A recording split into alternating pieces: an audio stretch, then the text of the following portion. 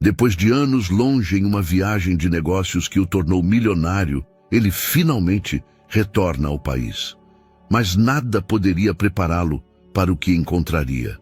Sua ex-esposa, em pé em frente à sua casa, visivelmente grávida.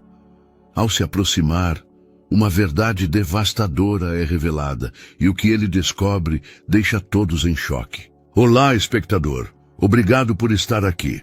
Deixe um like e nos conte nos comentários o que achou da história e de qual cidade está nos assistindo agora. Vamos continuar com a história. A manhã de 15 de março amanheceu sobre São Paulo com uma clareza incomum. A poluição que normalmente envolvia a metrópole como um véu cinzento havia dado lugar a um céu azul profundo, onde os arranha-céus se destacavam com nitidez cristalina. Nas ruas elegantes do Itaim Bibi, as árvores começavam a florescer, pintando de rosa as calçadas onde passeavam os cães das mansões próximas, acompanhados por seus cuidadores uniformizados. O Bentley preto avançava silenciosamente pela Avenida Brigadeiro Faria Lima, seus vidros polarizados refletindo as vitrines das boutiques de luxo que ladeavam a artéria comercial mais cara do país. Ao volante, o motorista mantinha o olhar fixo no trânsito matutino, enquanto no banco de trás, um homem de 42 anos observava a paisagem familiar com uma mistura de alívio e nostalgia que não ousava expressar. Heitor Almeida havia voltado para casa. 6 meses. Meio ano navegando pelas águas turbulentas dos mercados asiáticos, estabelecendo filiais de sua empresa de tecnologia em Tóquio, Seul e Singapura. 6 meses de reuniões que se estendiam até altas horas, de jantares protocolares onde cada gesto tinha um significado, de noites em hotéis 5 estrelas, que por mais luxuosos que fossem, nunca conseguiam lhe fazer esquecer o sabor das pamonhas quentinhas de sua infância em Belo Horizonte. O empresário ajustou sua gravata de seda italiana, enquanto o automóvel virava em direção às ruas residenciais onde se erguia sua mansão. Seu terno, feito sob medida em Milão durante uma escala técnica, se mantinha impecável apesar das 30 horas de voo que acabara de suportar. Tudo nele refletia o sucesso meticulosamente construído. Desde o relógio suíço que adornava seu pulso até os sapatos ingleses que haviam pisado os tapetes dos escritórios mais importantes da Ásia. Mas por baixo daquela fachada de perfeição, Heitor carregava o peso de uma solidão que nem o sucesso nem o dinheiro haviam conseguido aliviar. Seus olhos, de um castanho intenso que lembrava o chocolate meio amargo, mostravam a fadiga de quem conquistou o mundo, mas perdeu algo essencial no processo. Os fios de prata que começavam a despontar em suas têmporas eram testemunho não apenas da passagem do tempo, mas das decisões difíceis que tomara para chegar até ali. A mansão apareceu diante de seus olhos como um oásis de tranquilidade. A estrutura moderna, com seus muros de pedra clara e suas amplas janelas, se erguia majestosa entre jardins projetados pelo paisagista mais renomado do país. As bougainvilles roxas trepavam pelas colunas da entrada, criando um contraste vibrante com a elegância contida da arquitetura. Tudo estava exatamente como o deixara. Cada detalhe em seu lugar, cada elemento respondendo à sua obsessão pelo controle e pela perfeição. Heitor comprara aquela propriedade 7 anos atrás, quando sua empresa, a Tech Minas, começou a se consolidar como uma das principais concorrentes no mercado latino-americano de software empresarial. A escolhera não apenas por sua localização privilegiada, mas porque representava tudo o que sonhara quando era criança nos bairros humildes de Belo Horizonte, vendo sua mãe trabalhar 18 horas por dia para manter à tona sua pequena oficina de costura. A lembrança de Dona Iracema Almeida sempre o acompanhava em momentos como esses. Aquela mulher diminuta, mas de vontade de ferro, havia sido sua primeira mestre na arte da perseverança. Meu filho, dizia enquanto ele fazia a lição de casa, sobre a mesa da cozinha, iluminada por uma lâmpada que piscava. A pobreza não é uma maldição, é uma oportunidade para mostrar do que somos feitos. Haviam-se passado 15 anos desde sua morte, mas sua voz seguia ressoando nos momentos cruciais de sua vida. O automóvel parou diante do portão de ferro forjado, e Heitor sentiu que algo se afrouxava em seu peito. Estava em casa. O motorista desceu rapidamente para abrir a porta e começar a descarregar as malas. Mas Heitor permaneceu imóvel por um instante, saboreando a tranquilidade do momento. O aroma das laranjeiras em flor se infiltrava pela janela entreaberta, misturando-se ao som distante de uma fonte que borbulhava no jardim interno. Finalmente, saiu do veículo, esticando seus músculos dormentes pela longa viagem. A brisa matutina agitou seu cabelo perfeitamente penteado e pela primeira vez em meses esboçou um sorriso genuíno. Seu império tecnológico se expandia agora por 3 continentes. Suas contas bancárias haviam alcançado cifras que um dia considerou impossíveis e tinha diante de si semanas de merecido descanso na privacidade de seu lar. Mas quando se dirigiu para o portão, arrastando uma de suas malas de couro italiano, algo o fez parar bruscamente. Seus passos se desaceleraram, depois pararam por completo. Seu coração, que havia mantido um ritmo constante durante os meses de negociações de alto estresse, começou a bater com uma intensidade que o assustou. Ali, sentada nos degraus de mármore de sua entrada, como se fosse a coisa mais natural do mundo, estava ela, Laura, sua ex-esposa. A mulher que amara com uma intensidade que o assustava. A mesma que perdera por sua incapacidade de baixar as defensas que construíra ao longo dos anos. 3 anos haviam se passado desde o divórcio. 3 anos durante os quais tentara se convencer de que tomara a decisão correta, de que era melhor estar sozinho do que se arriscar a sofrer outra traição. Mas o que o deixou completamente sem respiração não foi apenas vê-la ali, depois de tanto tempo. Era o que viu depois, a evidente saliência de sua barriga, inconfundível mesmo sob o vestido largo de algodão branco que usava. Estava grávida, muito grávida. Seus olhares se encontraram através do espaço que os separava, e naquele instante, o mundo de Heitor Almeida, tão cuidadosamente construído e controlado, começou a se desestabilizar. O tempo parou no jardim da mansão. Os sons da cidade se desvaneceram até se tornarem um murmúrio distante, e só restou a batida descontrolada do coração de Heitor ressoando em seus ouvidos como tambores de guerra. A mala que arrastava lhe escapou da mão, caindo na calçada com um barulho surdo que pareceu quebrar o encanto do momento. Laura se levantou lentamente, com aquela graça natural que sempre a caracterizara, mas agora com a cautela própria de uma mulher em estado avançado de gestação. Seus cabelos castanhos claros, que antes costumava usar presos em penteados, elaborados para os jantares de gala, agora caíam soltos sobre os ombros em ondas naturais que emolduravam seu rosto. Seus olhos verdes, da cor das esmeraldas que tanto gostava de usar em suas esculturas, o observavam com uma mistura de determinação e vulnerabilidade que ele conhecia muito bem. "Oi, Heitor", disse com aquela voz suave que fora a trilha sonora dos melhores anos de sua vida. Não havia reprovação em seu tom, nem súplica, apenas uma serenidade que o desconcertou mais do que qualquer drama poderia ter feito.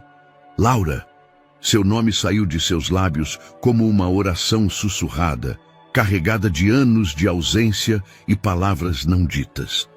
Aproximou-se lentamente, como se temesse que ela fosse uma aparição que se desvaneceria se movesse muito rápido. O que você está fazendo aqui?" Ela colocou uma mão protetora sobre sua barriga saliente, um gesto instintivo que não passou despercebido por ele. Eu precisava te ver. Eu precisava que você soubesse.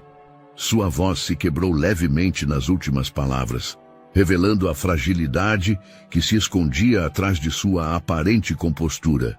Saber o quê? Mas mesmo enquanto formulava a pergunta, Heitor já conhecia a resposta. Sua mente, treinada para processar informações complexas e tomar decisões rápidas no mundo dos negócios, resistia a aceitar o que seus olhos estavam mostrando. É seu, Heitor.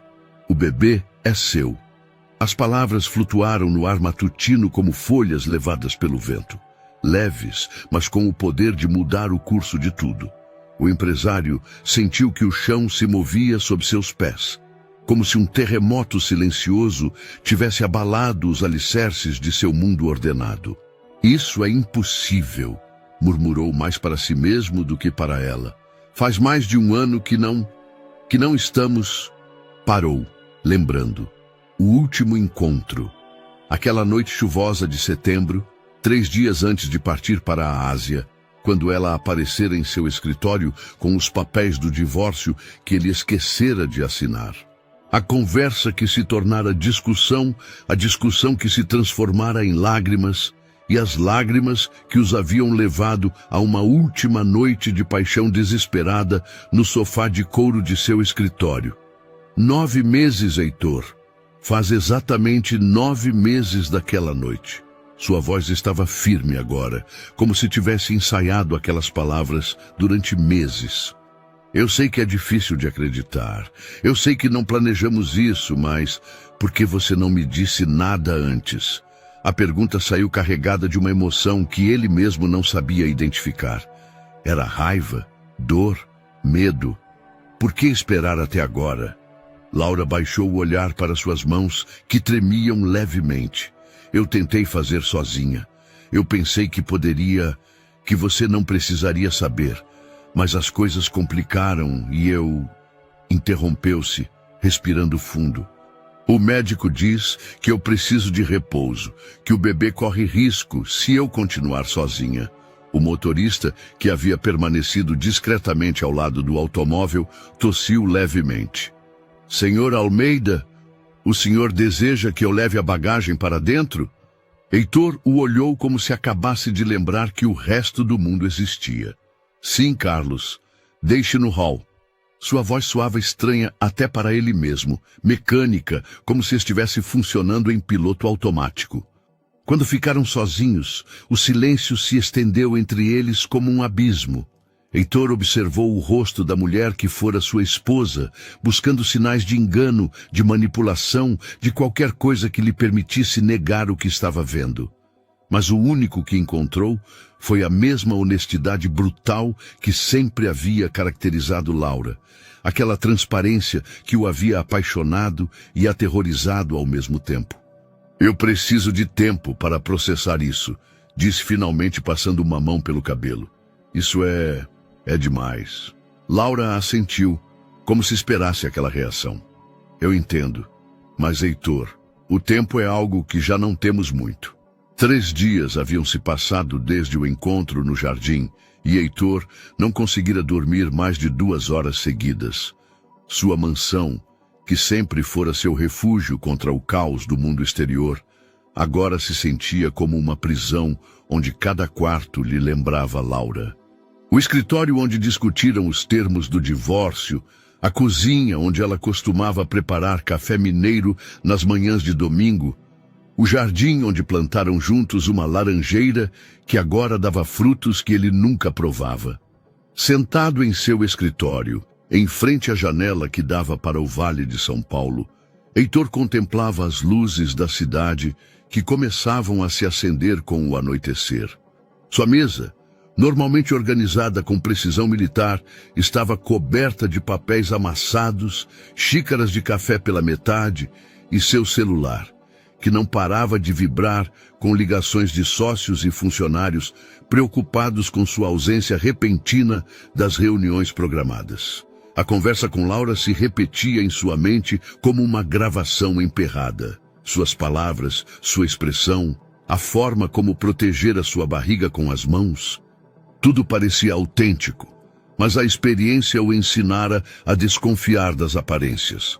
No mundo dos negócios, aprendera que mesmo os gestos mais sinceros podiam ser calculados, que a vulnerabilidade podia ser uma arma tão poderosa quanto a agressão. Seu celular vibrou novamente. Desta vez era Beatriz, sua namorada há 8 meses. A executiva financeira de sua empresa estava enviando mensagens a cada hora desde seu retorno, perguntando por que ele havia cancelado o jantar de boas-vindas que ela organizara com tanto cuidado. Beatriz representava tudo o que ele acreditava querer em uma parceira, ambiciosa, independente, racional. Não havia drama nem complicações emocionais com ela, apenas uma companhia agradável e uma compatibilidade intelectual que não ameaçava as barreiras que ele construíra em torno de seu coração. Mas agora, com a possibilidade da paternidade pairando sobre ele como uma tempestade elétrica, perguntava-se se havia confundido conforto com amor. O som da campainha o tirou de suas reflexões. Carlos, o motorista, apareceu na porta do escritório com expressão cautelosa. "Senhor Almeida, há uma senhora na entrada que diz ser sua irmã." Heitor suspirou. Helena havia chegado mais rápido do que esperava. Sua irmã mais nova tinha um sexto sentido para detectar crises familiares, provavelmente desenvolvido durante seus anos como assistente social em Belo Horizonte.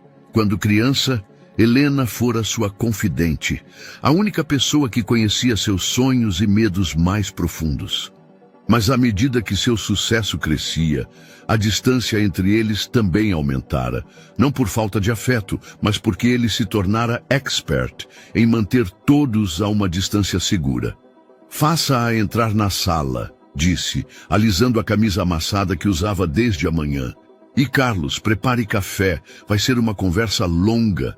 Helena entrou como um furacão contido. Aos 38 anos, conservava a mesma energia incansável que a transformara na defensora dos mais vulneráveis desde a adolescência. Suas roupas simples contrastavam com o luxo da sala, mas sua presença enchia o espaço com uma autenticidade que nenhum objeto caro poderia igualar. "Heitor Alejandro Almeida", disse, usando seu nome completo, como costumava fazer sua mãe quando estava preocupada. "Que diabos está acontecendo? Laura me ligou ontem à noite, chorando, dizendo que está grávida e que você a expulsou de sua casa." "Eu não a expulsei", se defendeu ele, embora soubesse que tecnicamente sim o fizera. "Eu disse que precisava de tempo para pensar." Tempo para pensar. Helena sentou-se em frente a ele, cruzando os braços. "Irmão, aquela mulher está no 7º mês de gravidez. Ela não tem tempo para suas crises existenciais." 7º mês? Heitor sentiu o estômago se contrair. "Ela disse que eram 9 meses desde... 9 meses desde a concepção, gênio. Os bebês são gerados durante 9 meses, mas são contados desde a última menstruação. Basicamente, faltam 2 meses. Helena o olhou com uma mistura de exasperação e ternura. "Você realmente vai pedir um teste de paternidade para uma mulher que mal consegue andar sem se cansar?" A pergunta pairou no ar como uma acusação. Heitor sabia que sua irmã tinha razão, mas a desconfiança era um hábito arraigado demais para ser abandonado facilmente. "Não é só o dinheiro, Helena. É tudo. Por que ela não me disse antes? Por que esperar até agora? Porque ela te conhece, irmão. Porque ela sabia que você reagiria exatamente como está reagindo agora." A clínica privada mais exclusiva de São Paulo se erguia como uma fortaleza de cristal e aço no coração do Morumbi. Seus corredores, decorados com arte contemporânea brasileira e aromatizados com essências sutis, mais pareciam os de um hotel de luxo do que os de um centro médico. Heitor caminhava pelo corredor principal com passos medidos, seu terno recém-passado contrastando com a tensão visível em seus ombros. Havia-se passado 1 semana desde a conversa com Helena, 1 semana de noites em claro e decisões adiadas. Finalmente, tomara a decisão de enfrentar a situação da única maneira que conhecia, de frente e com todas as cartas na mesa. Marcara a consulta médica, entrara em contato com o melhor ginecologista da cidade e ligara para Laura com uma proposta que ela aceitara sem hesitar.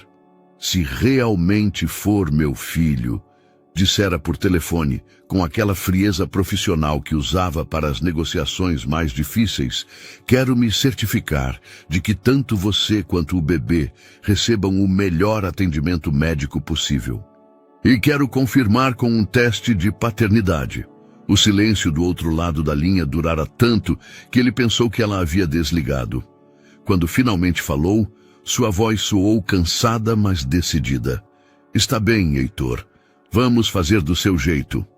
Agora, esperando na sala de espera privada, ele se sentia um impostor. Os outros casais que aguardavam suas consultas se davam as mãos, compartilhavam sorrisos cúmplices, folheavam revistas especializadas em maternidade. Ele, em compensação, verificava compulsivamente os e-mails em seu celular, tentando manter a mente ocupada com assuntos da empresa para não pensar no que estava prestes a acontecer. Laura chegou pontualmente, como sempre fizera durante seu casamento. Usava um vestido de gestante azul marinho que realçava o brilho de seus cabelos e o verde de seus olhos, mas não conseguia ocultar as olheiras que emolduravam seu rosto, nem a palidez que substituíra a cor dourada que sua pele costumava ter. Bom dia. Cumprimentou simplesmente, sentando-se na cadeira ao lado sem olhá-lo diretamente. Entre eles se instalou um silêncio desconfortável, carregado de anos de amor, dor e mal-entendidos. Como você se sente? Perguntou ele finalmente, surpreendendo-se com a genuína preocupação em sua própria voz. Cansada.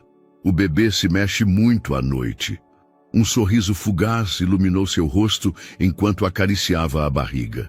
Acho que vai ser tão agitado quanto o pai.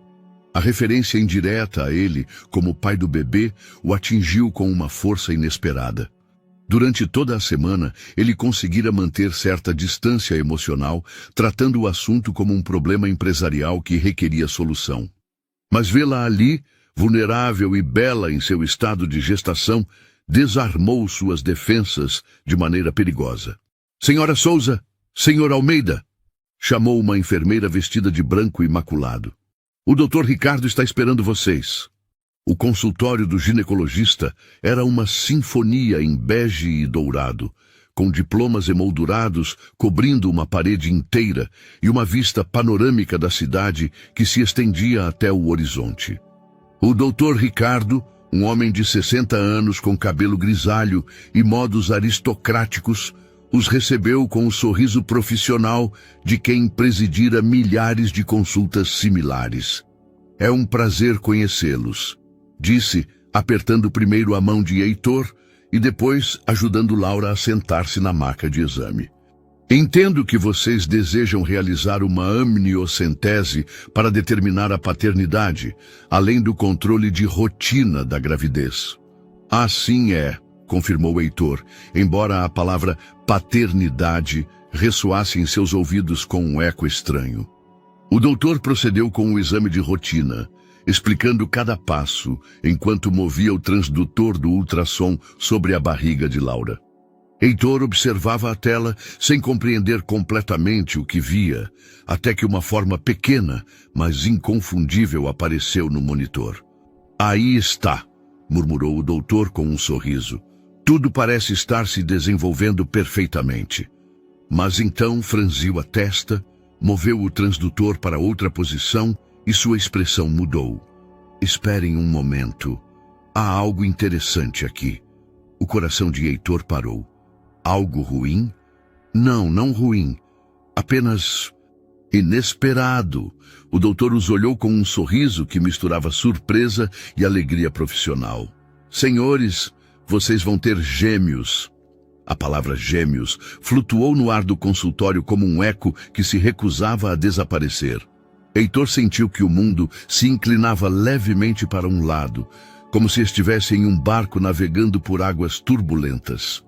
Na tela do monitor, duas pequenas silhuetas se moviam com vida própria, alheias ao terremoto emocional que haviam desencadeado no coração de seu possível pai. Gêmeos. A voz de Laura soou quebrada, uma mistura de espanto e pânico que fez Heitor olhá-la pela primeira vez desde que haviam entrado no consultório.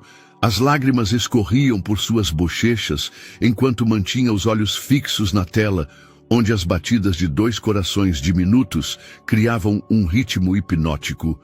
Sim, definitivamente são dois bebês, confirmou o Dr. Ricardo, sua experiência de décadas o ajudando a manter um tom tranquilizador.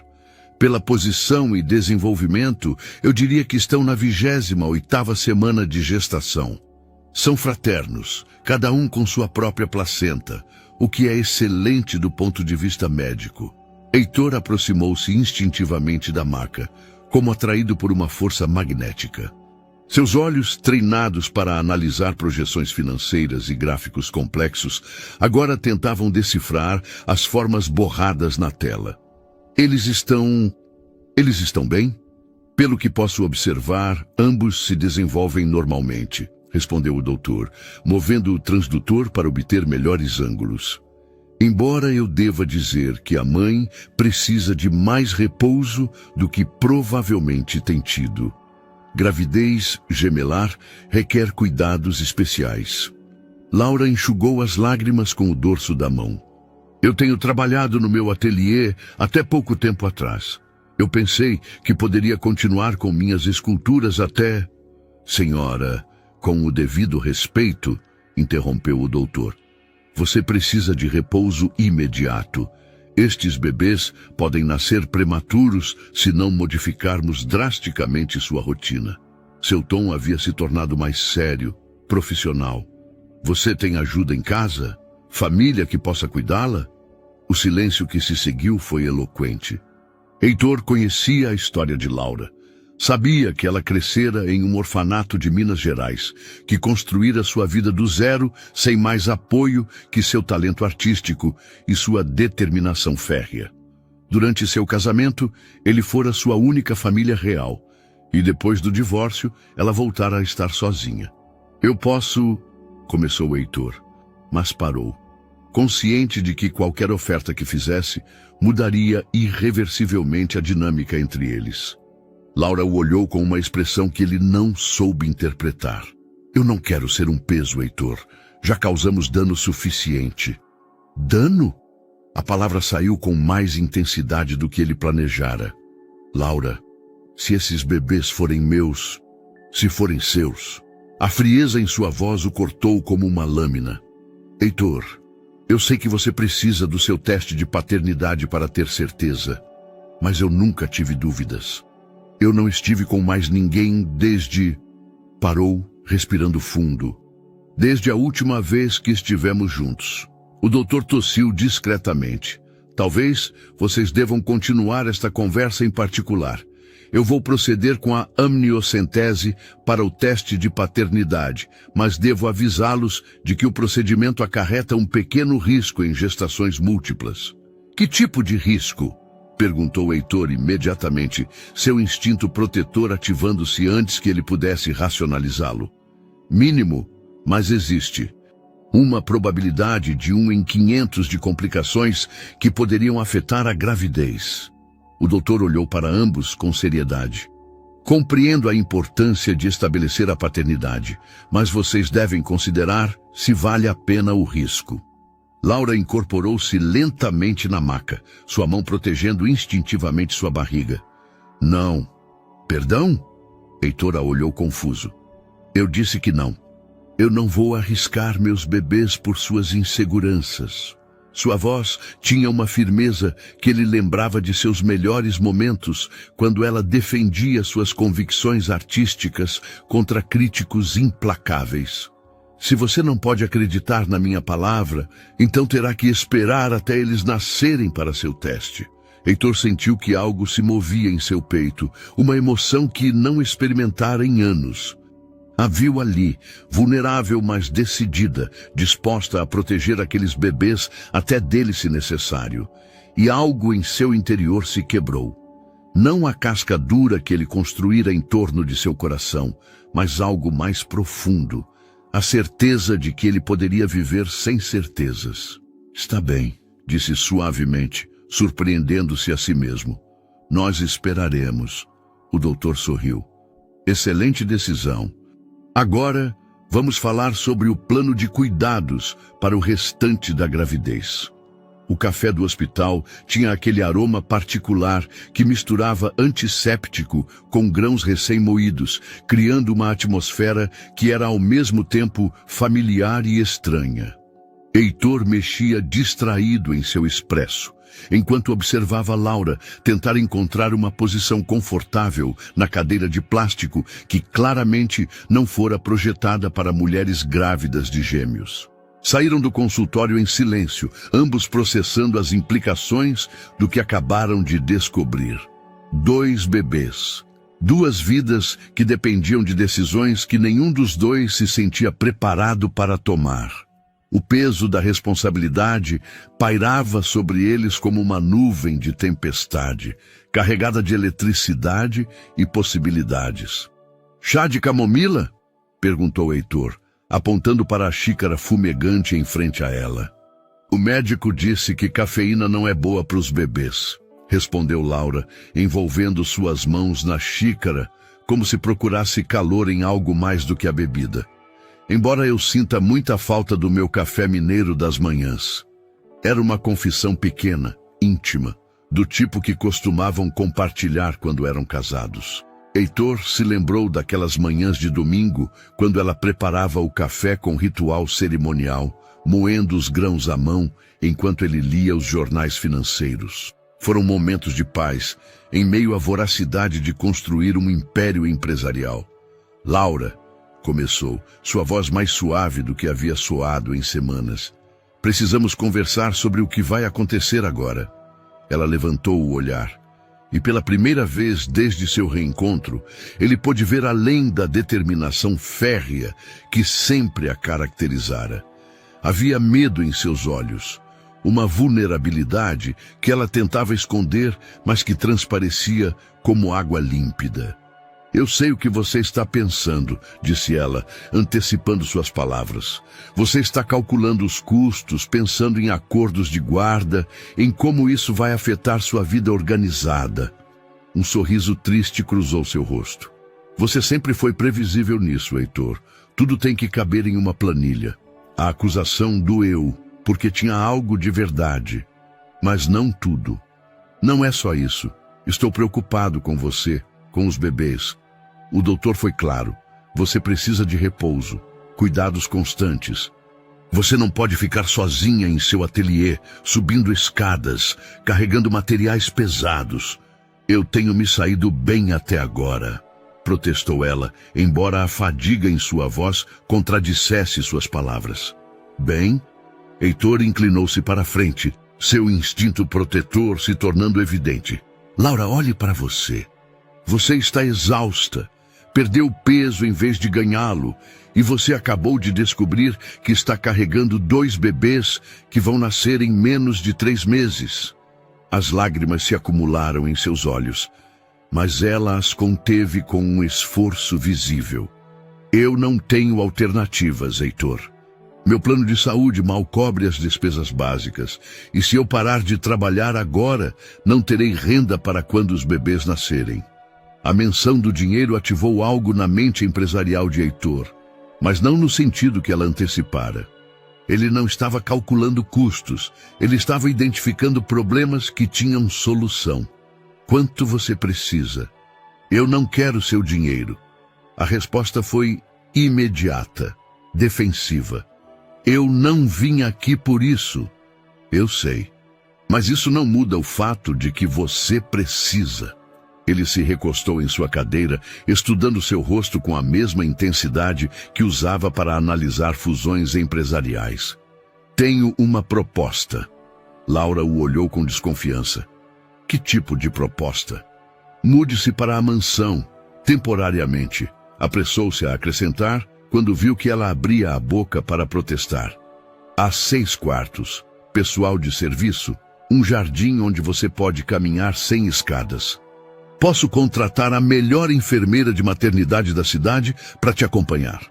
Heitor, me ouça, continuou, sua voz ganhando a urgência que costumava usar nas negociações mais importantes. Não é caridade, nem uma tentativa de te manipular. É simples lógica. Você precisa de cuidados médicos constantes. Eu tenho os recursos para fornecê-los. Os bebês precisam da melhor oportunidade de nascerem saudáveis. E isso significa que a mãe deles tem que estar bem cuidada. Isadora ficou em silêncio por um longo momento, os dedos traçando padrões invisíveis na superfície da mesa. E o que você ganharia em troca? A pergunta o pegou de surpresa. No mundo corporativo, sempre havia uma troca, sempre havia termos e condições. Mas olhando para ela ali, vulnerável e forte ao mesmo tempo, ele percebeu que não havia calculado nenhum benefício para si mesmo. A tranquilidade de saber que você está bem, respondeu honestamente. E talvez a oportunidade de conhecer meus filhos antes que eles nasçam. Foi a primeira vez que usou essas palavras, meus filhos. E ao dizê-las, sentiu que algo fundamental mudava em seu interior, como se uma porta que estivesse fechada por anos, finalmente se abrisse. 2 semanas haviam se passado desde que Isadora havia aceitado se mudar temporariamente para a mansão em Ipanema. E a casa que um dia fora um santuário de ordem e silêncio, agora palpitava com uma energia completamente diferente.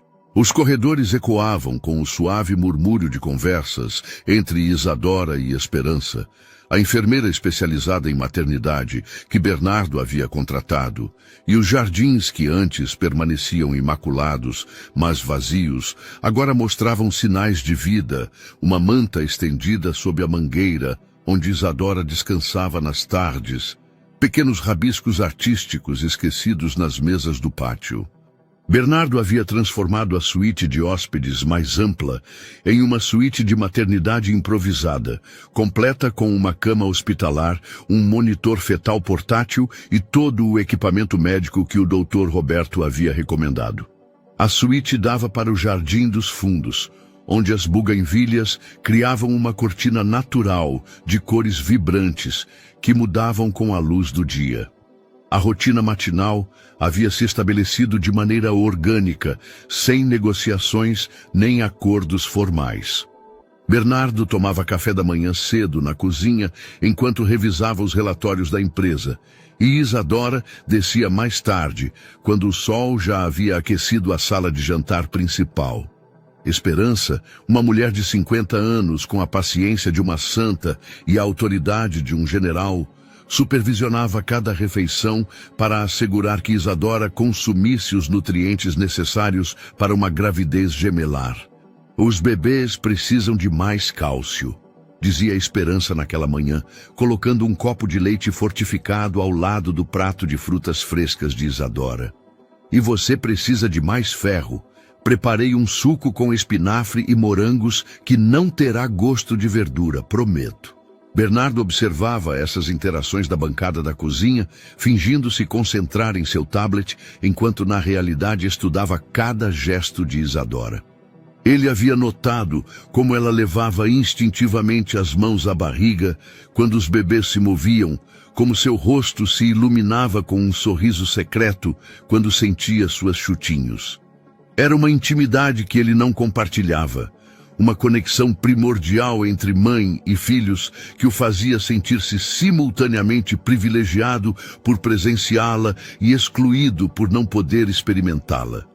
"Como você dormiu?", perguntou ele, uma pergunta que havia começado a fazer todas as manhãs sem perceber. "Melhor", respondeu ela, acomodando-se na cadeira especial que ele havia mandado trazer para apoiar suas costas. "Embora esses dois pareçam ter horários noturnos já estabelecidos, um dorme enquanto o outro faz acrobacias." Era a conversa mais longa que haviam tido desde sua chegada. Durante os primeiros dias, ambos haviam mantido uma cortesia forçada, como diplomatas de países em trégua temporária. Mas gradualmente, a proximidade física havia começado a derrubar as barreiras que haviam construído durante os anos de separação. O toque do telefone de Bernardo interrompeu o momento. Era Beatriz, e sua foto apareceu na tela como um lembrete incômodo da vida que ele havia estado vivendo antes de Isadora reaparecer. Ele havia estado adiando aquela conversa por semanas, cancelando jantares e evitando os escritórios onde sabia que a encontraria. "Você não vai atender?" perguntou Isadora, notando sua hesitação. "É do trabalho", mentiu ele, recusando a chamada. Mas o telefone tocou novamente imediatamente. "Deve ser importante", observou Esperança, sempre prática. "As ligações insistentes geralmente são." Bernardo suspirou e atendeu. "Beatriz, bom dia." "Bernardo, preciso te ver. Agora." A voz de Beatriz soava tensa, profissional, mas havia uma urgência por baixo que o colocou em alerta. "Aconteceu algo com o projeto de Singapura. Os investidores retiraram sua proposta." O estômago de Bernardo se contraiu. O projeto de Singapura representava 50% de sua receita projetada para o próximo ano. "Como assim retiraram?" "Tínhamos um acordo verbal. Por isso preciso te ver. Há mais, e não posso discutir por telefone." Beatriz fez uma pausa. "Onde você esteve, Bernardo?" "Você está desaparecido há 2 semanas. Os funcionários estão começando a fazer perguntas e os concorrentes estão aproveitando sua ausência." Bernardo olhou para Isadora, que fingia não estar ouvindo, mas claramente havia captado a tensão em sua voz. "Estarei no escritório em 1 hora." "Problemas?" perguntou Isadora depois que ele desligou. "Nada que não possa ser resolvido", respondeu automaticamente, embora a preocupação já começasse a formar nós em seu estômago. Durante as últimas 2 semanas, ele havia delegado mais responsabilidades do que era prudente, confiando em que sua equipe manteria tudo funcionando sem problemas. Mas ele havia subestimado o quanto sua empresa dependia de sua presença constante e sua atenção aos detalhes. "Vá", disse Isadora suavemente. "Esperança e eu vamos ficar bem." Mas enquanto se dirigia ao seu escritório para se trocar, Bernardo percebeu que pela primeira vez em sua carreira empresarial, sair de casa se sentia como abandonar algo importante. Os problemas da empresa, que um dia teriam consumido todos os seus pensamentos, agora competiam com a preocupação de deixar Isadora sozinha, mesmo com Esperança cuidando dela. Ele parou na porta do escritório, olhando para trás para a sala de jantar, onde Isadora conversava animadamente com a enfermeira sobre técnicas de relaxamento para o parto. Naquele momento, ele percebeu que seu mundo cuidadosamente compartimentado havia começado a se desfazer nas bordas, e ele já não tinha certeza de onde terminava o empresário e onde começava o homem que estava aprendendo a ser pai. Os escritórios da Soltec se erguiam no distrito financeiro de São Paulo como uma torre de cristal e aço que refletia as ambições de seu fundador. Bernardo entrou no prédio com a familiaridade de quem havia dedicado os últimos 15 anos de sua vida a construir cada andar, cada departamento, cada linha de código que a empresa produzia. Mas naquela manhã, enquanto o elevador o levava para o andar executivo, ele sentiu uma estranha desconexão, como se estivesse visitando um lugar que havia conhecido em outra vida. Beatriz o esperava em seu escritório, e quando as portas se abriram, ele pôde ver imediatamente que algo havia mudado nela. Sua postura, normalmente ereta e confiante, mostrava uma tensão que ele não havia visto antes.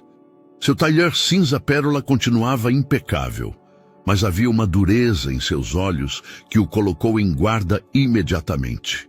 "Bernardo", cumprimentou sem se levantar da cadeira em frente à sua mesa. Um gesto que violava todos os protocolos de cortesia que haviam estabelecido durante seu relacionamento. "Precisamos conversar sobre o projeto de Singapura", confirmou ele, dirigindo-se à sua cadeira executiva. Mas Beatriz levantou uma mão para detê-lo. "Não. Sobre nós primeiro", Sua voz tinha uma frieza que ele reconhecia do mundo dos negócios, mas que ela nunca havia dirigido a ele. Onde você esteve nas últimas 2 semanas? E não me diga que trabalhando em casa, porque eu verifiquei todos os logs de acesso aos sistemas. Você não entrou em nenhuma reunião virtual, não respondeu e-mails importantes. E sua assistente me disse que você cancelou todas as suas consultas sem dar explicações. Bernardo se sentiu como um adolescente sendo interrogado, uma sensação que não havia experimentado em décadas. Eu tive assuntos pessoais para resolver. Assuntos pessoais? Beatriz se pôs de pé, seu 1,70 m de altura realçado pelos saltos que ela sempre usava para as reuniões importantes. Bernardo, somos um casal há 8 meses. Temos planos juntos, metas compartilhadas. Que tipo de assuntos pessoais você não pode compartilhar comigo? A pergunta pairou no ar como uma acusação. Bernardo percebeu que havia estado adiando essa conversa não apenas por covardia, mas porque genuinamente não sabia como explicar o que havia acontecido. Como você diz à sua namorada atual que sua ex-esposa está grávida de gêmeos que podem ser seus? Como você explica que a convidou para morar em sua casa? Beatriz, é complicado. Complicado? Sua risada foi amarga, sem humor. Bernardo, ontem à noite eu fui à sua casa para te surpreender com um jantar. Carlos me disse que você não estava disponível para visitas. Quando perguntei por quê, ele ficou nervoso e praticamente me fechou a porta na cara. O estômago de Bernardo se contraiu. Ele havia dado instruções específicas à equipe para que não se mencionasse a presença de Isadora, mas não havia considerado como lidar com as visitas inesperadas de Beatriz. Então eu fiz algumas pesquisas, continuou ela, tirando seu celular e deslizando o dedo pela tela. Liguei para alguns contatos, verifiquei faturas, fiz perguntas. Sabe o que eu descobri? Bernardo não respondeu, mas seu silêncio foi resposta suficiente. Que você contratou a melhor enfermeira de maternidade da cidade. Que você fez modificações médicas em um dos quartos de sua casa. Que você tem estado comprando suplementos vitamínicos e equipamentos de monitoramento fetal. Beatriz deixou o celular sobre a mesa com mais força do que o necessário. Então vou perguntar diretamente. Há outra mulher grávida morando em sua casa? A verdade pesava entre eles como uma laje de mármore. Bernardo havia enfrentado negociações hostis, havia gerenciado crises empresariais, havia tomado decisões que afetavam milhares de funcionários.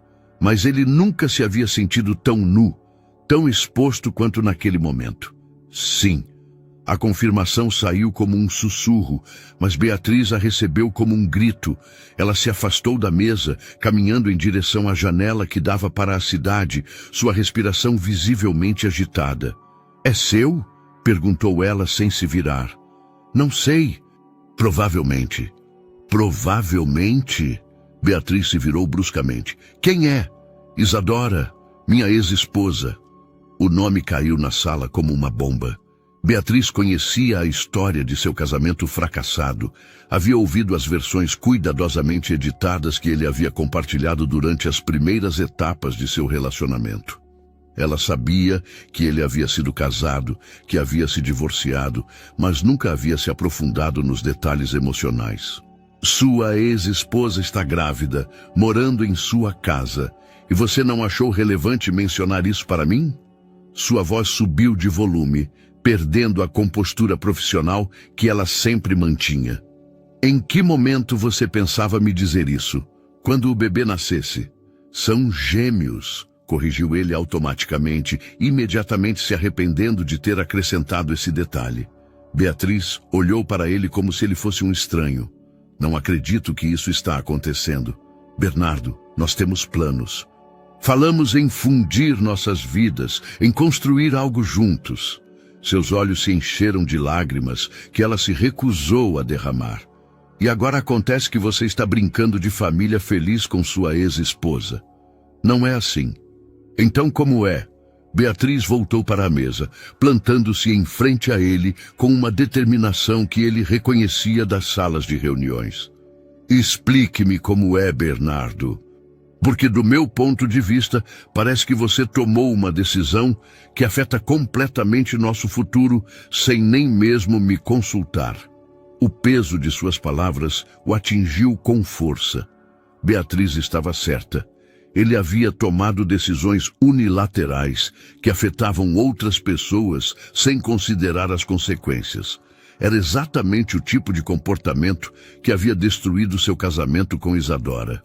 Você está certa, admitiu finalmente. Eu deveria ter te dito algo desde o início, mas você não fez. Beatriz pegou sua bolsa da cadeira, sua linguagem corporal indicando que a conversa havia terminado. E agora é tarde demais para explicações. Beatriz, espera. Mas ela já se dirigia para a porta. Aliás, disse ela sem se virar, sobre o projeto de Singapura, os investidores não retiraram sua proposta por razões de mercado. Eles retiraram a proposta porque alguém lhes forneceu informações sobre sua situação pessoal atual. Informações que sugerem que você não é confiável para compromissos a longo prazo. A porta se fechou atrás dela com um clique que ecoou como uma sentença final, deixando Bernardo sozinho com o peso das consequências de suas decisões e a terrível compreensão de que seu mundo profissional acabara de colidir violentamente com sua realidade pessoal. As nuvens haviam se acumulado sobre o Rio de Janeiro desde o meio-dia, criando uma sinfonia de cinzas que ameaçava descarregar a chuva torrencial típica de julho. Bernardo dirigiu de volta para a mansão sob um céu que parecia refletir o caos de seus pensamentos, enquanto o eco das palavras de Beatriz ressoava em sua mente como sinos fúnebres. A traição não havia vindo apenas dela, mas de alguém mais próximo. Alguém que conhecia detalhes íntimos de sua vida pessoal, que apenas um círculo muito reduzido poderia saber. Ao chegar em casa, ele encontrou Isadora no Jardim dos Fundos, deitada em uma espreguiçadeira especial, sob uma pérgola que a protegia do sol da tarde. Ela tinha um livro aberto em seu colo, mas seus olhos estavam fechados e uma mão descansava protetora sobre sua barriga, onde os gêmeos se moviam visivelmente sob o tecido leve de seu vestido de maternidade. Esperança lia perto dela, sempre vigilante, mas discreta. Como foi no escritório? Perguntou Isadora sem abrir os olhos, como se tivesse sentido sua presença. Complicado, respondeu ele, sentando-se em uma cadeira próxima. A proximidade permitiu que ele notasse que ela parecia mais descansada do que nos dias anteriores, com uma cor mais saudável em suas bochechas e menos olheiras sob os olhos. Os cuidados constantes e a ausência de estresse estavam dando resultados. Você quer falar sobre isso? A pergunta o pegou de surpresa. Durante seu casamento, Isadora sempre havia demonstrado interesse genuíno em suas preocupações de trabalho. Mas depois do divórcio, ele havia assumido que aquela intimidade havia desaparecido para sempre. Agora, com os gêmeos como ponte entre eles, parecia que algumas das velhas dinâmicas estavam ressurgindo de maneiras inesperadas. Alguém está sabotando meus negócios, disse ele finalmente, decidindo que a honestidade era melhor do que as evasivas. Informações confidenciais estão chegando aos meus concorrentes. Projetos que eu levei meses para negociar estão se desmoronando.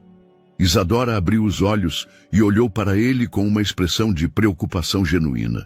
Você tem ideia de quem pode ser? Algumas suspeitas, admitiu ele, pensando em Beatriz e em como ela havia lidado com informações delicadas nos últimos meses.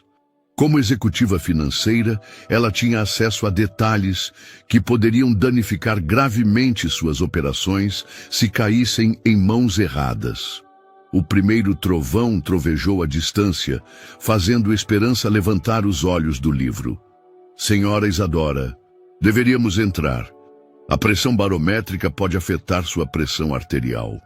Enquanto ajudavam Isadora a se levantar, Bernardo notou que ela se movia com mais dificuldade do que nos dias anteriores.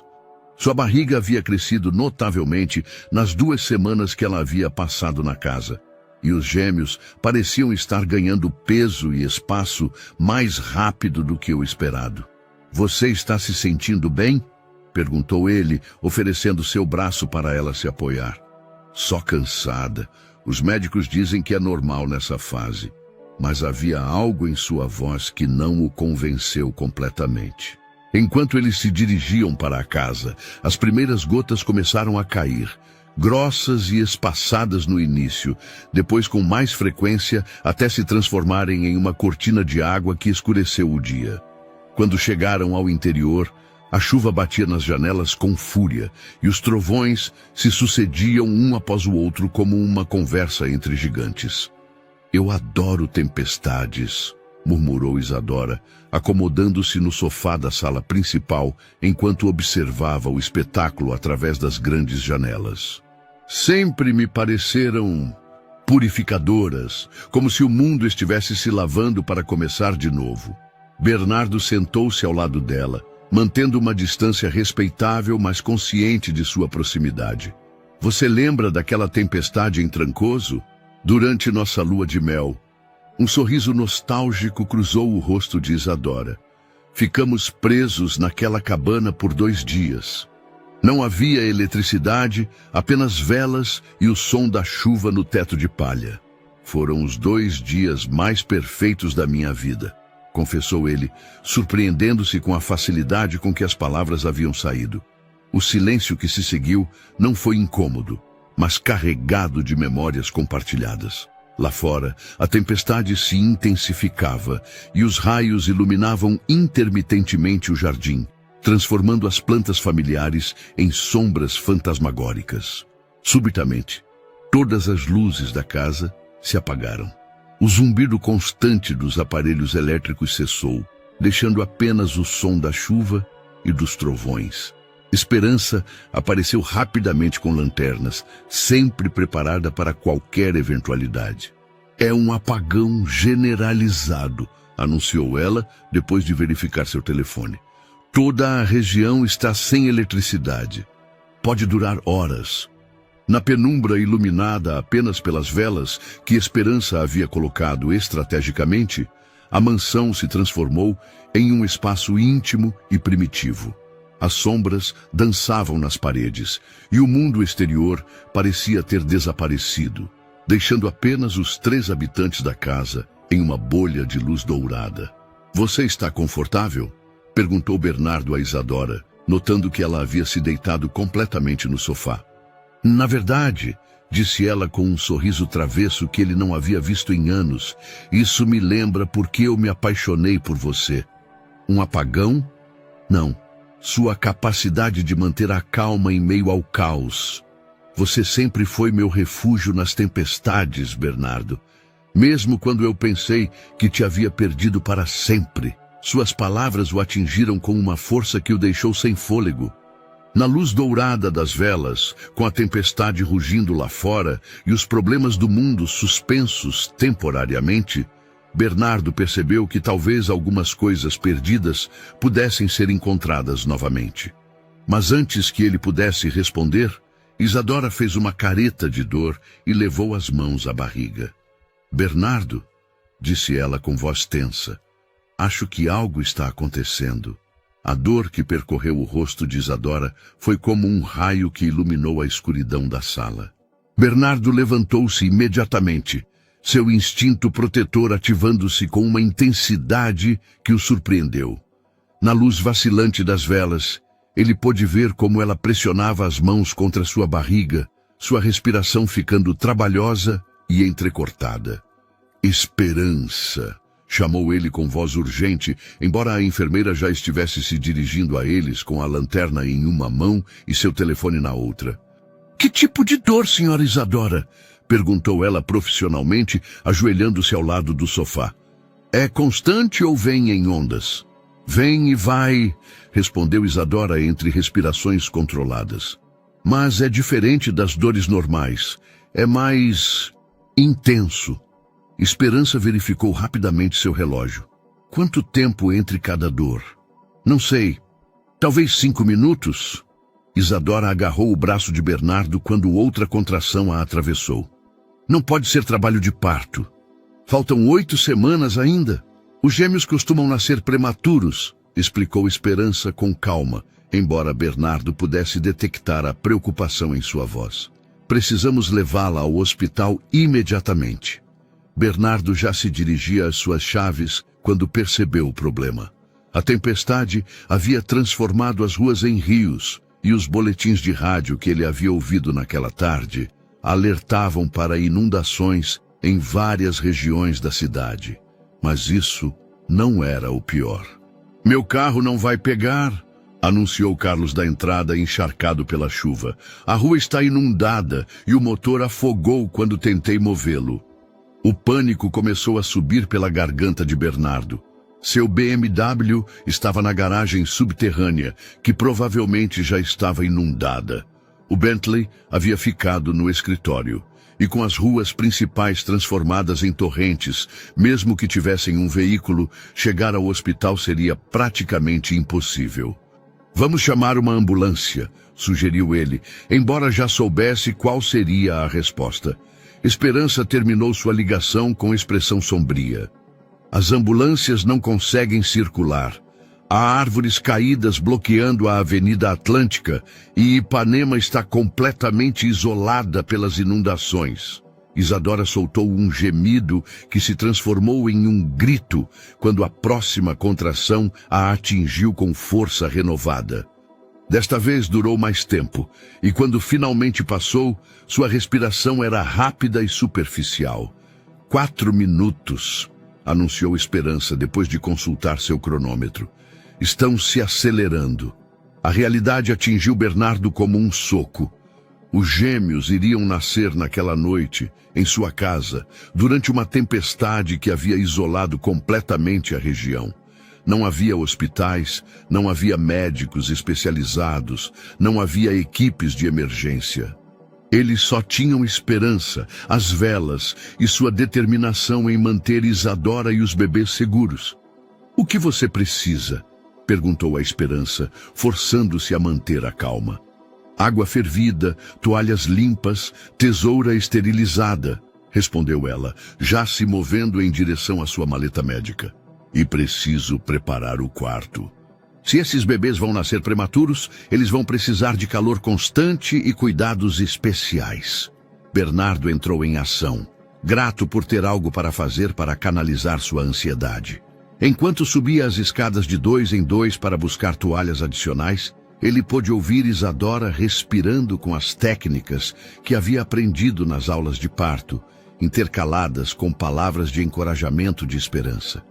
Tudo vai ficar bem, repetiu ele, enquanto acendia o fogão a gás para ferver água.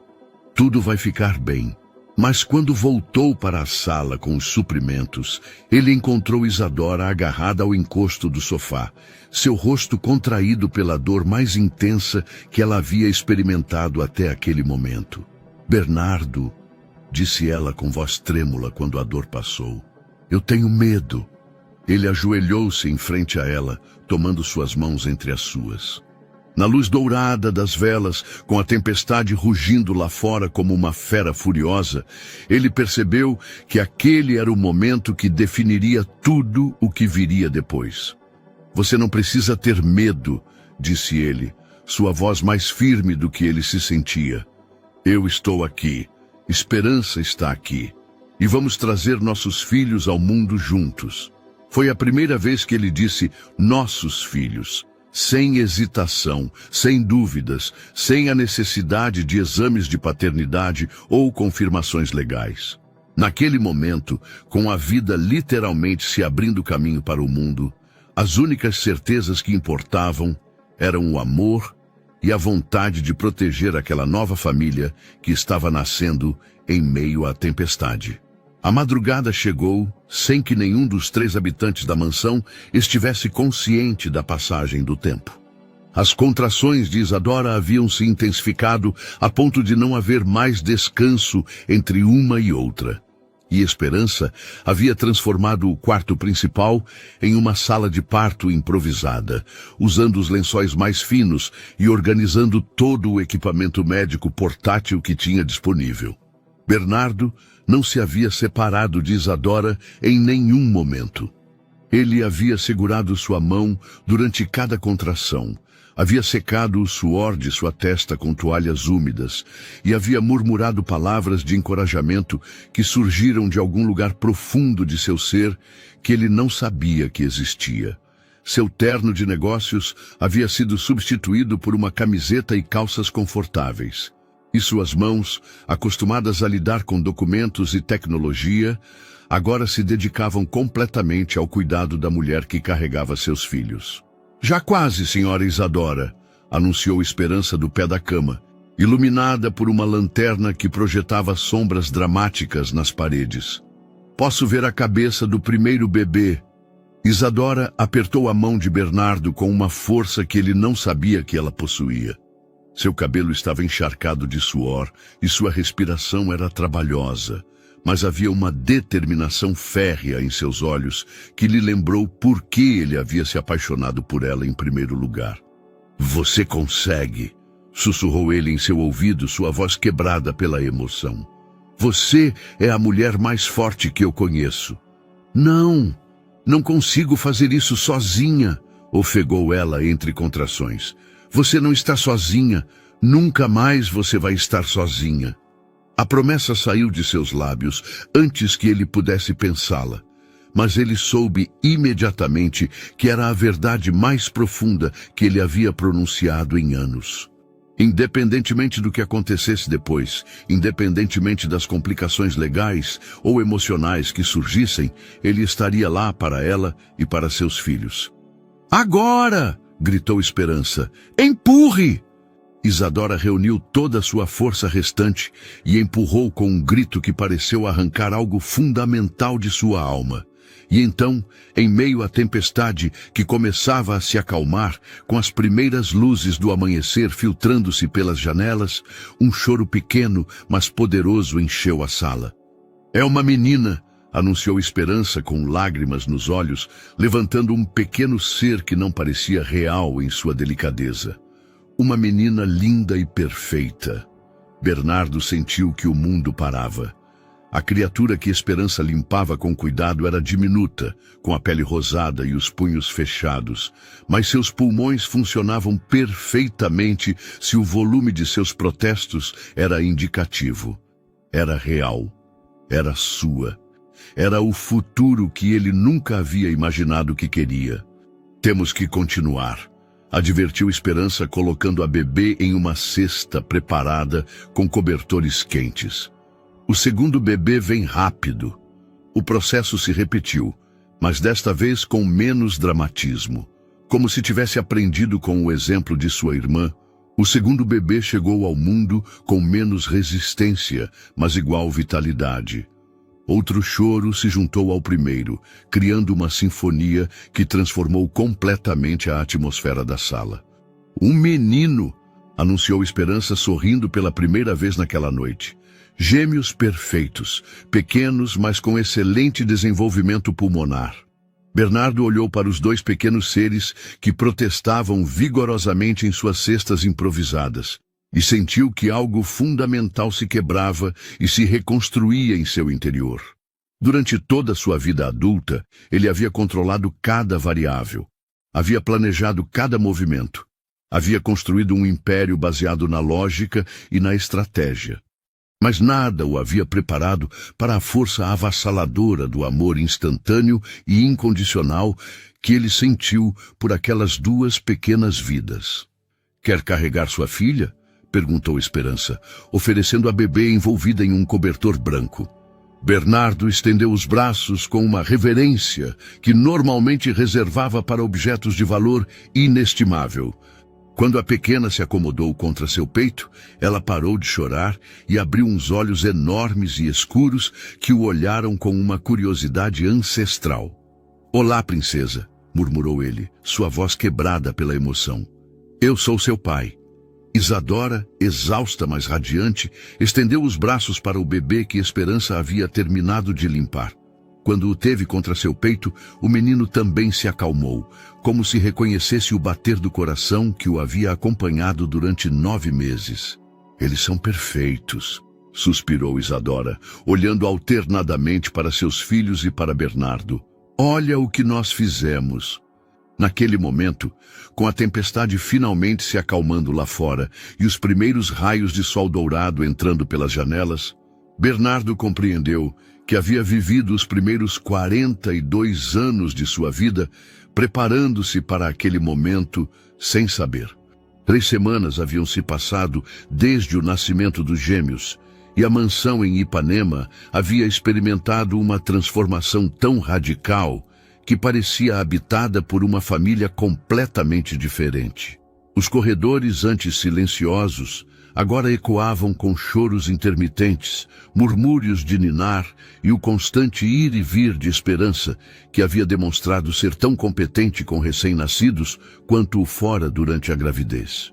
Sebastião havia tirado uma licença indefinida da empresa, uma decisão que havia causado pânico no conselho administrativo, mas que ele havia defendido com uma firmeza inabalável.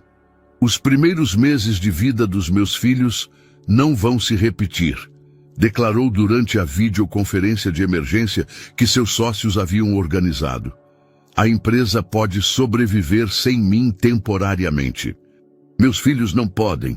A sala principal havia sido transformada em um quarto de crianças improvisado, com 2 berços dispostos de maneira que permitiam supervisão constante. Sofia, como haviam decidido chamar sua filha, havia se mostrado a mais exigente dos 2, acordando a cada 2 horas com uma precisão que sugeria que havia herdado o senso de tempo do pai. Diogo, seu irmão mais novo por 37 minutos, era mais tranquilo, mais observador, seus olhos escuros seguindo cada movimento com uma intensidade que lembrava Valéria quando estudava uma nova obra de arte. Era uma tarde dourada de agosto, quando chegou a visita que mudaria tudo novamente. Sebastião estava no jardim, carregando Diogo, enquanto Valéria amamentava Sofia sob a sombra da mangueira, quando Carlos apareceu na varanda com expressão desconfortável. Senhor Almeida, tem uma senhora na porta que diz ser parente. Insiste que é urgente. Que senhora? Perguntou Sebastião, embora uma sensação de inquietação começasse a se formar em seu estômago. Diz chamar-se Carmen Castro. Diz que é cunhada da senhora Valéria. Valéria levantou a cabeça bruscamente, seu rosto perdendo a cor instantaneamente. Carmen está aqui? Tem certeza? Carmen Castro era a irmã mais nova do falecido primeiro marido de Valéria, um homem que havia morrido em um acidente automobilístico 2 anos antes de ela conhecer Sebastião. Valéria raramente falava dessa parte de sua vida, mas ele se lembrava de que Carmen havia sido uma presença complicada durante os primeiros anos de seu casamento, sempre fazendo comentários sutis sobre o quão rápido Valéria havia superado a morte do irmão. Faça-a entrar, disse Sebastião, embora todos os seus instintos lhe dissessem que algo estava errado. Carmen Castro entrou no jardim como uma tempestade contida. Aos 45 anos, conservava os traços aristocráticos de sua família, mas havia uma dureza em sua expressão que imediatamente deixou Sebastião em alerta. Seu olhar se dirigiu primeiro aos bebês, depois a Valéria e finalmente se fixou nele com uma intensidade que o fez sentir como se estivesse sendo avaliado. Valéria, cumprimentou friamente, sem fazer nenhuma tentativa de se aproximar ou mostrar afeto. Vejo que finalmente conseguiu o que sempre quis. Carmen, o que você está fazendo aqui? A voz de Valéria tremia levemente e Sebastião percebeu que instintivamente havia aproximado Sofia mais contra seu peito. Vim te parabenizar pela sua planejamento tão cuidadoso. Carmen sentou-se em uma cadeira sem ser convidada, cruzando as pernas com elegância calculada. Devo admitir que admiro sua paciência.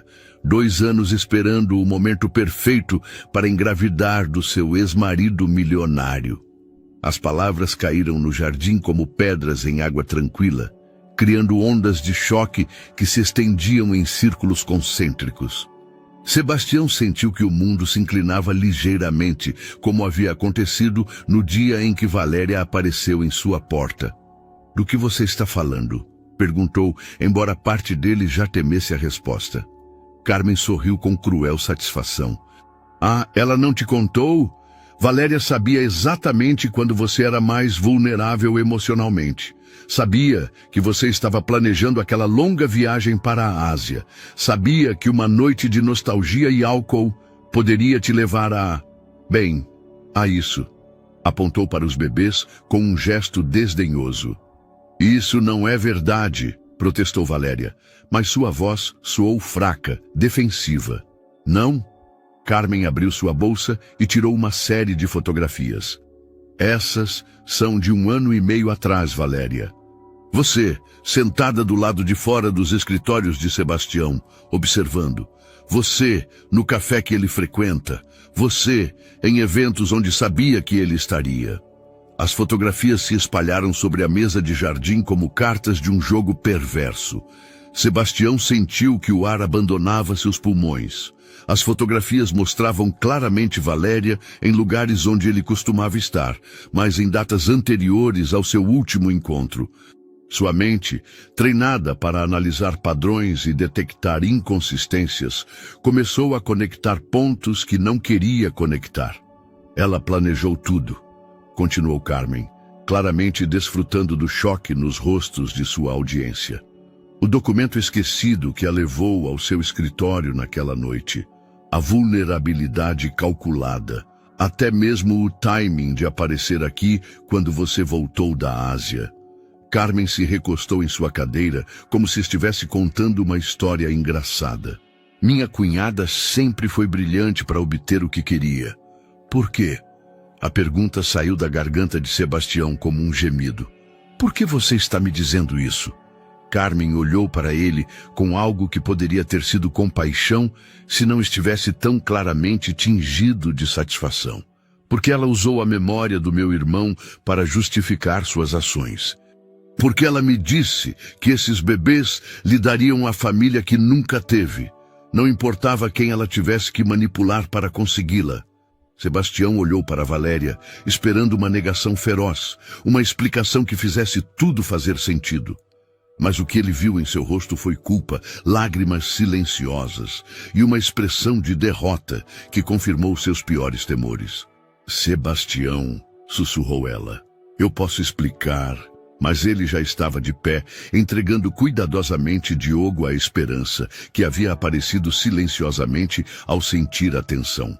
Sem dizer uma palavra, dirigiu-se para a casa, deixando para trás o jardim onde havia acreditado encontrar finalmente a felicidade, e onde agora acabara de descobrir que até mesmo o amor que acreditava ser verdadeiro podia ser uma ilusão cuidadosamente construída. Sebastião se trancou em seu escritório por 3 dias. 3 dias durante os quais mal provou alimento, mal dormiu e evitou qualquer contato com o mundo exterior que agora lhe parecia construído sobre mentiras. Sua mesa estava coberta de documentos que ele havia estado revisando obsessivamente, contas de detetives particulares que Carmen havia contratado para seguir Valéria, cronogramas que supostamente provavam a premeditação, fotografias que mostravam sua ex-esposa em lugares que ele frequentava. Mas havia algo que não batia. Sua mente analítica, treinada para detectar inconsistências em contratos e propostas de negócios, começou a encontrar lacunas na narrativa de Carmen. As datas de algumas fotografias não coincidiam com os eventos que ela descrevia. Os horários sugeriam coincidências mais do que perseguição sistemática. E, acima de tudo, havia algo na expressão de Valéria nas imagens que não mostrava cálculo, mas sim dor. No 4º dia, Esperança entrou sem bater, carregando uma bandeja com café e o rosto mais sério que ele havia visto desde o nascimento dos gêmeos. "Senhor Sebastião, O senhor precisa comer alguma coisa. E precisa ouvir o que eu tenho a dizer. Não estou com fome, Esperança. Não me interessa. A enfermeira depositou a bandeja com autoridade e sentou-se diante dele sem convite. Estou há 3 dias cuidando de uma mulher que está se desmoronando, porque o homem que ela ama acredita que tudo foi uma mentira. E estou há 3 dias cuidando de 2 bebês que precisam do pai. Do pai? Sebastião levantou os olhos dos documentos. Como posso ter certeza de que realmente sou o pai deles? Se tudo foi planejado, se Valéria é capaz desse nível de manipulação, porque eu estava lá naquela noite, interrompeu Esperança com firmeza. Sebastião olhou para ela confuso. Que noite? A noite que o senhor se refere como o último encontro. A noite no seu escritório. Esperança respirou fundo. Eu era a enfermeira de plantão no hospital, onde levaram a senhora Valéria depois. O mundo parou. Depois do quê? Depois que ela tentou tirar a própria vida, senhor Sebastião. Depois de assinar os papéis do divórcio, depois de sair do seu escritório naquela noite, ela se dirigiu à ponte estaiada. Um transeunte a viu e chamou o resgate. As lágrimas começaram a escorrer pelas bochechas de Esperança. Eu fiquei com ela durante sua recuperação. Vi como ela chorava por tê-lo perdido.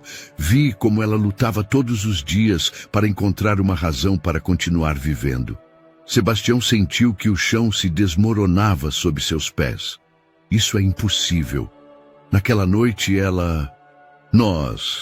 Naquela noite, o Senhor a salvou sem saber, continuou Esperança. Quando o Senhor voltou para buscá-la no seu escritório, quando o Senhor a encontrou chorando, quando vocês acabaram se abraçando, isso não foi manipulação. Foi uma mulher desesperada, se agarrando à última conexão com a vida que lhe importava. Os documentos de Carmen se espalharam pelo chão quando Sebastião se levantou bruscamente. Por que você nunca me disse? Porque ela me fez prometer que nunca diria. Porque ela tinha medo de que o Senhor se sentisse responsável por algo que não havia causado. Esperança enxugou as lágrimas. E porque quando ela descobriu que estava grávida, finalmente tinha uma razão para viver que não dependia de ninguém mais. Sebastião dirigiu-se à janela, olhando para o jardim onde Valéria costumava sentar-se com os bebês.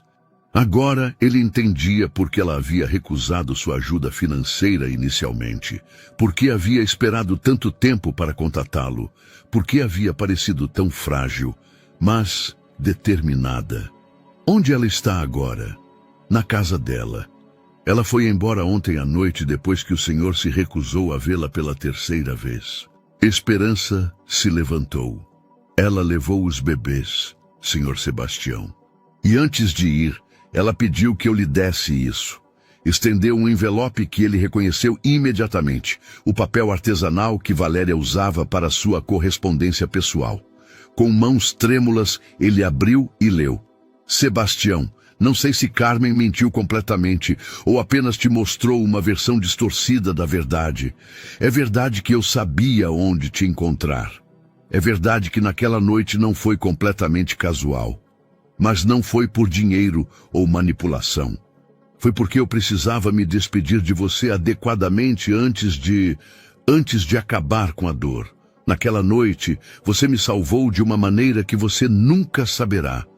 E esses bebês não são o resultado de um plano, mas sim de um milagre que me devolveu a vontade de viver. Se você não consegue mais confiar em mim, eu entendo. Mas, por favor, não deixe que a desconfiança te afaste de seus filhos. Eles precisam de você, não importa o que você sinta por mim. Valéria. Sebastião fechou os olhos, sentindo o peso de todas as decisões erradas que havia tomado por se deixar levar por seus velhos medos e desconfianças. Mais uma vez, ele havia permitido que seu passado sabotasse seu presente. Mas desta vez, as consequências incluíam 2 seres inocentes que dependiam dele. O antigo ateliê de Valéria ficava em uma zona boêmia do Leblon, em um prédio dos anos 30 que havia visto tempos melhores. mas conservava o charme da arquitetura Art Deco carioca. Sebastião parou diante da porta de metal verde, onde uma pequena placa de bronze ainda mostrava o nome V. Herrera, escultora. Suas mãos tremiam levemente quando ele levantou a mão para tocar. Haviam-se passado 2 semanas desde que Valéria havia saído da mansão. 2 semanas durante as quais ele havia lutado contra seu orgulho, seus medos e a terrível compreensão de que havia estado a ponto de perder o mais importante de sua vida pela 2ª vez. Durante esses dias, ele havia tomado uma decisão que teria parecido impossível 6 meses atrás. Havia vendido 40% de sua empresa para seus principais sócios, libertando-se da carga de ser o único responsável por um império que havia consumido muitos anos de sua vida. O som que ele ouviu do outro lado da porta não era o choro de bebês, mas sim música clássica tocada em volume baixo. Valéria sempre ouvia Vivaldi quando precisava acalmar sua mente. Quando finalmente abriu a porta, o ar que saiu do ateliê trazia o aroma familiar de argila úmida e terebentina, misturado agora com o cheiro mais doce de talco para bebês. "Oi", disse simplesmente, e aquela única palavra carregava o peso de todas as desculpas que ele havia ensaiado durante o caminho. Valéria estava sentada perto de uma janela ampla, amamentando Sofia, enquanto Diogo dormia em um berço improvisado perto de sua antiga mesa de trabalho. A luz dourada da tarde a iluminava, como em uma pintura renascentista, e Sebastião percebeu que nunca a havia visto mais bonita ou mais forte. "Não achei que você viria", disse ela sem olhá-lo diretamente, sua voz cuidadosamente neutra. "Esperança me contou a verdade sobre aquela noite, sobre tudo." Ele se aproximou lentamente, como se temesse que um movimento brusco pudesse quebrar a frágil possibilidade de reconciliação. "Valéria, me desculpa. Me desculpa por não ter confiado em você. Me desculpa por ter acreditado que você era capaz daquela manipulação. Me desculpa por não ter estado lá quando você precisou de mim." Ela finalmente o olhou, e ele pôde ver que ela havia estado chorando, mas também que havia uma nova força em seus olhos, uma determinação que não estava lá antes. "Carmen sempre soube como machucar as pessoas, Sebastião. Mas eu não te culpo por ter acreditado nela. Depois de tudo o que passamos, depois de como terminou nosso casamento, eu entendo por que era mais fácil acreditar no pior a meu respeito. Não deveria ter sido mais fácil." Ele se ajoelhou ao lado de sua cadeira, olhando para sua filha nos braços de Valéria. "Eu deveria ter conhecido seu coração bem o suficiente para saber que você nunca faria algo assim." Sofia havia terminado de mamar e olhava para o pai com aqueles olhos enormes que pareciam compreender mais do que deveria ser possível para um bebê de 1 mês. Quando Valéria a ofereceu, ele a tomou com a reverência de quem maneja algo infinitamente precioso. "O que você quer, Sebastião?" perguntou Valéria diretamente. "O que é que você realmente quer?" A pergunta o obrigou a confrontar verdades que ele havia estado evitando. "Eu quero ser o pai que nossos filhos merecem. Eu quero ser o homem que você merecia quando estávamos casados. Eu quero..." Ele parou, respirando fundo. "Eu quero que comecemos de novo. Não como ex-marido e ex-esposa, tentando reconstruir algo quebrado, mas sim como 2 pessoas que cresceram e mudaram, que cometeram erros e aprenderam com eles." Valéria se levantou e caminhou até sua mesa de trabalho, onde havia estado criando uma nova escultura. Era diferente de seu trabalho anterior, mais suave, mais esperançosa, com formas que sugeriam crescimento e renovação em vez de dor e fragmentação. "Eu tenho pensado muito sobre o que significa começar de novo", disse ela, seus dedos traçando as curvas da argila. "Eu acho que significa deixar para trás quem éramos antes e escolher conscientemente quem queremos ser agora." "E quem você quer ser agora?" Perguntou ele, embalando Sofia suavemente enquanto Diogo começava a acordar. Eu quero ser uma mãe que ensine a nossos filhos que o amor verdadeiro não vem do medo ou da necessidade, mas sim da escolha consciente de construir algo bonito juntos. Ela se voltou para ele com um sorriso que ele não via há anos. E você? Sebastião olhou para seus filhos, depois para a mulher que os havia trazido ao mundo e, finalmente, para o espaço cheio de luz e possibilidades que os rodeava. Eu quero ser um homem que escolhe o amor acima do controle, a confiança acima do medo e a família acima de tudo. Sob a luz dourada do pôr-do-sol carioca, com o som da cidade como uma sinfonia distante e seus filhos como testemunhas silenciosas de uma nova promessa, Sebastião Almeida finalmente entendeu que alguns fins eram, na verdade, os melhores começos. Espero que você tenha gostado da história de hoje. Inscreva-se no canal para não perder mais histórias como esta. Dê um like e comente abaixo o que você achou da história. Nos vemos no próximo vídeo.